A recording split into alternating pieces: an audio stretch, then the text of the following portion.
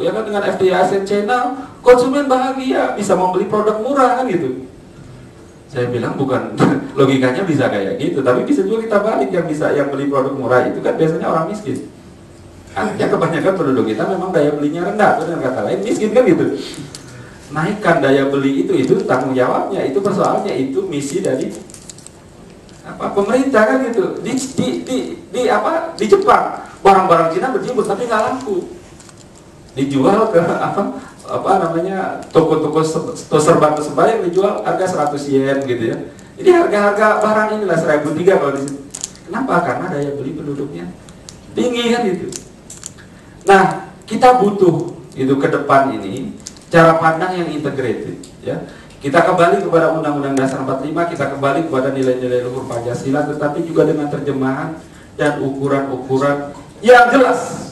Termasuk dalam ekonomi harus tegas, harus berani renegosiasi kembali, harus berani menegakkan prinsip kekayaan alam untuk sebesar-besar kemakmuran rakyat. Harus berani, itu harus ada terjemahannya dalam bentuk program-program kementerian, program-program di daerah, dan itu harus ada jadi komitmen kan. Dan tidak mungkin itu terjadi tanpa dimulai dengan kepemimpinan. Dengan kepemimpinan yang bisa memberikan teladan bagaimana menghilangkan inferiority complex berhadapan dengan orang asing, itu dulu lah, ya kan? Bahwa orang asing itu biasa-biasa aja, ya kan? Ketika saya bentak itu orang Jepang itu ya, orang JICA itu yang mendanai saya untuk penelitian itu, saya diminta Bappenas, saya nggak minta-minta. Ya saya bilang, I was asked to dream about the future of my country, not yours. Saya ini ditanya Bappenas untuk bermimpi tentang negara saya, bukan negara Anda. Habis itu saya cuekin. Dan saya bilang ke Bappenas, nanti kalau ada pertemuan saya nggak mau berdua dengan JICA, harus ada Bappenas di situ. Nunduk kok mereka. Ya. Kalau kita berani agak sedikit begitu ya kan, habis kita nggak ini sih. Kayaknya kita terlahir itu kayak, waduh ya kan. Takut nggak dapat komisi.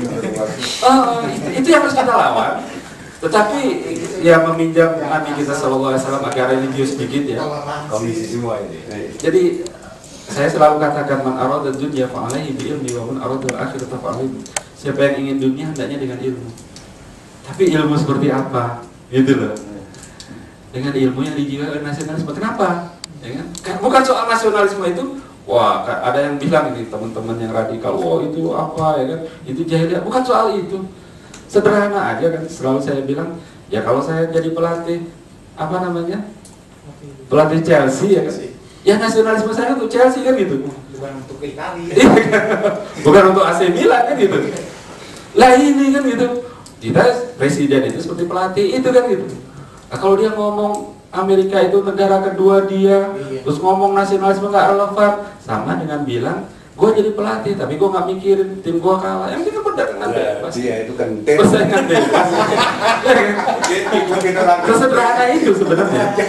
Sesederhana itu, dan itu diterjemahkan tentu dalam kebijakan-kebijakan yang konkret, sehingga satu ketika, ya kan gini Pak, ujung-ujung dari perdagangan bebas ini adalah apa yang disebut oleh Bung Karno juga, bahwa kita akan menjadi bangsa kuli.